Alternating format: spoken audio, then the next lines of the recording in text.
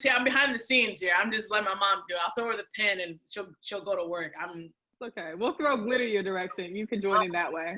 Ma, I haven't seen you in like 2 years, which is crazy. I know, really. Jewell, what have you been doing in Seattle?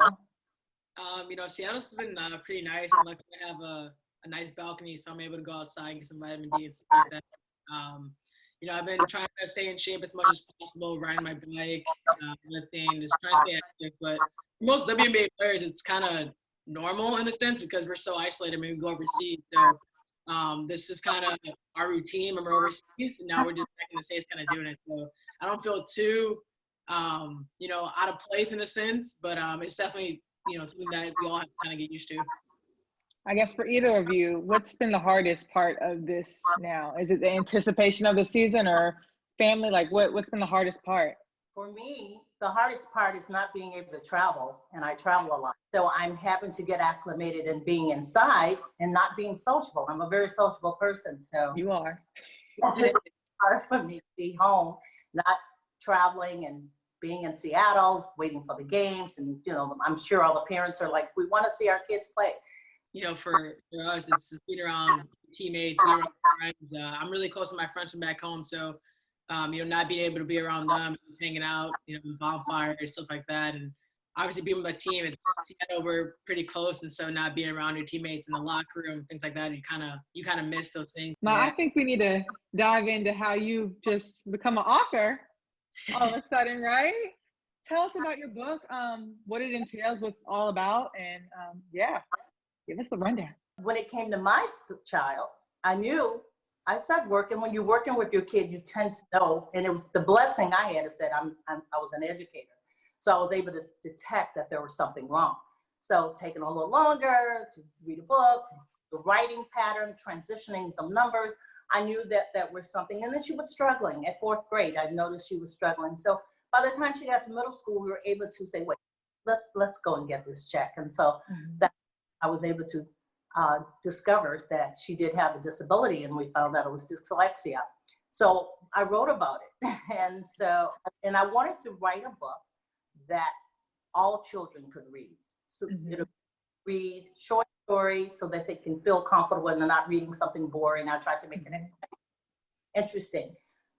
So that's how my book of Jewell, my own experiences and my experiences in other areas as an educator helped me to be able to put invisible together.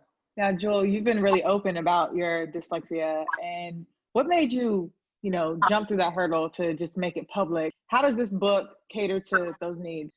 Well, yeah, I think growing up, and even now, so not a lot of people talk about learning disabilities. So growing up, I never knew anything about anyone who had dyslexia or any learning disabilities. So for me, and on the platform that I was given, I thought it would be a good idea for me to tell my story because there might not be a lot of people like me out there that really share their struggles and their story. And I think over the years, I was kind of timid to announce it because I knew the stigma behind it and how some people can react to it, because you can't look at me and tell me that I am, dyslexic or I have a learning disability. You just see a big player successful, you see all the great things, but you don't see the behind the scenes stuff. So I thought it was important for me to kind of tell my story so all the kids can relate and have someone to look up to and who's gone through the process. And, I think that's the most important thing is to use my platform to kind of give back and be kind of that model. Now, you said that there's a bad stigma that's attached to it. What's it really like to have dyslexia? What is the actual condition like? Yeah, it's tough. I kind of joke around with my mom because there's a time where, reading is very tough. Sometimes the letters are switched backwards. Sometimes it's upside down. Things are kind of misplaced. So it's almost like a crossword puzzle in a sense where that's how I look at words and read. And for a long time, before we even got the diagnosis, it was, Mom, the words are blurry. So we went to go get my eyes checked, and we're like getting glasses, and it's like astigmatism here.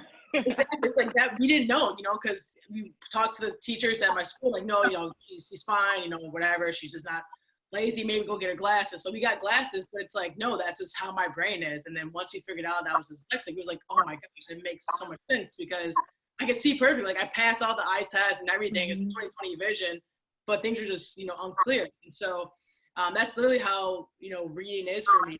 Things are just backwards, and I'm basically like decoding as I'm reading. And as you kind of find, ways that work for you, you realize that, certain words, you kind of just memorize how they look, how they sound.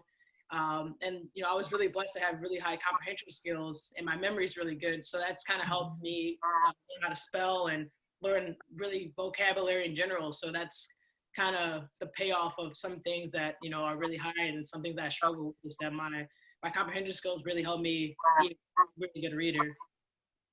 Now, Mom, what's been the most rewarding part of writing this book? Of writing this book? Actually, the most important part is that it really took me back to that period where people really don't know about dyslexia. So I thought about the time, like, wow, what happens with all the kids who just through life just was either went through struggling and were just pushed away and either didn't finish school and just dropped out because they didn't know that they had this this particular dyslexia. So I love working with struggling kids because I know that there's a possible ability that they can learn if you know their multiple intelligence and if you know how to work with them. And all of this takes personal development. You have to go. Parents be educated.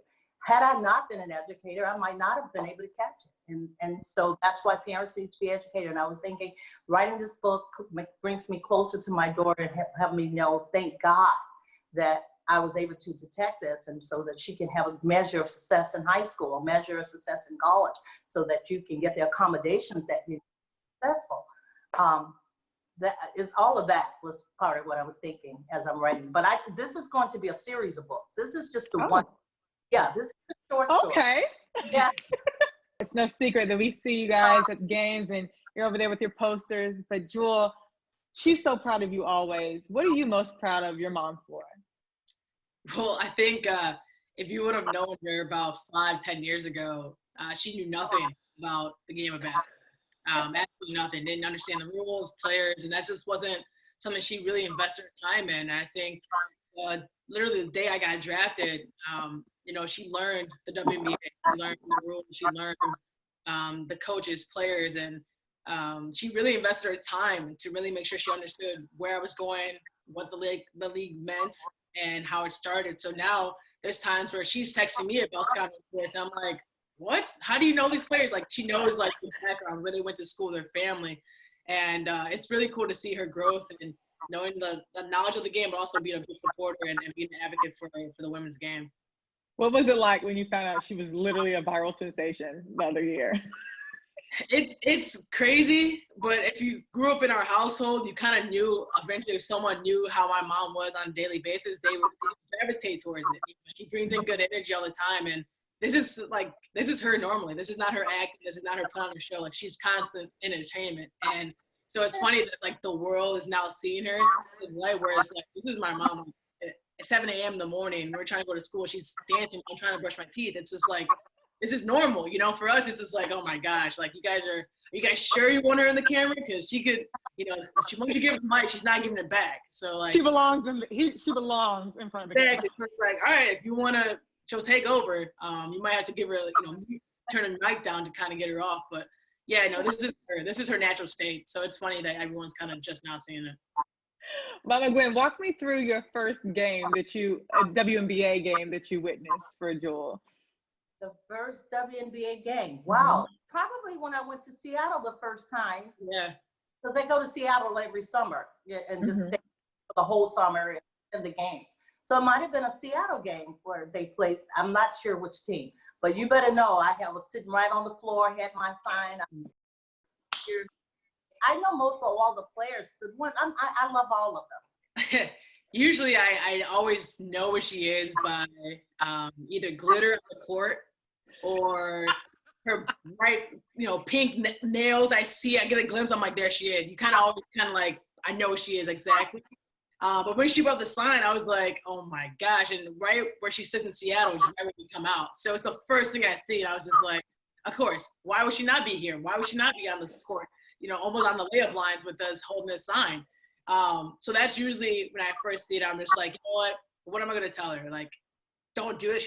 She's grown at this point. What is she gonna listen to me for? Like, I'm still young, so I'm gonna let her live and just not pay attention to it. But yeah, it's hard to not, you can't miss her. She's there and she's holding it up. I'm sure the people behind her are like, put the sign down. They're trying to watch the game, but what are you gonna say? She makes sure everywhere, so I'm sure they're gonna rotate the sign around the stadium or something. Yeah, it's part of her whole mojo. So you have your future laid out with the books that you want to produce and, continue to educate people on dyslexia and other disabilities. But Jewell, what do you want to leave with the people that might not know what direction you're heading? Where do you want to go within the next few years, and how do you want to use your platform? Yeah, I think this is actually kind of the start of a new phase for me. I think, the last couple, I look back at the 5 years I've been in the league and kind of evaluate, is this it? Is this all I have? Am I just maintaining this? Is there more room to grow? And I definitely think there's a lot more room for me to grow as a person, as a player. And this year was the first year I really invested on both sides of my mental game and physical. And so talking with our family, and we run a family foundation, and my brother and my mom, I think the next thing is really trying to elevate kids. I think I have a passion to work with kids and find ways. And a lot of people don't know that the last 5 years I've been working with a lot of grassroots programs and sponsoring teams and mentoring them. And I give out my personal contact number to talk to kids, and I've been doing that since I've been in the league. And right now we're working on some things over in Africa, Rwanda, helping them finance and kind of build educational programs there. So I've been doing a lot of behind the scenes stuff. Haven't been super publicized, that's kind of how I like to work, is kind of behind the scenes. But I think educating the next generations and investing in kids, and definitely in minority groups. I think my mom taught in Chicago, and I went to school in the suburbs, and see the differences of resources in those areas. It affects how people see and dream. And if I can help a kid see a vision and help them along the way, I think that's what I need to be doing, since I have the resources. And my version of success is in knowing knowledge. And if I could give some knowledge to kids, that's be awesome. That is so dope. I want to give you a hug right now, but I can't. Here we are. Virtual hugs. Ma, where can we find your book, and how can we support you? Yes, my son developed a website for me called Gwen, Gwen, Loyd.com. Thank you guys so much for coming through. I've had such a blast, and it's just so sad that I can't be in person, but we're gonna get up very soon, very soon.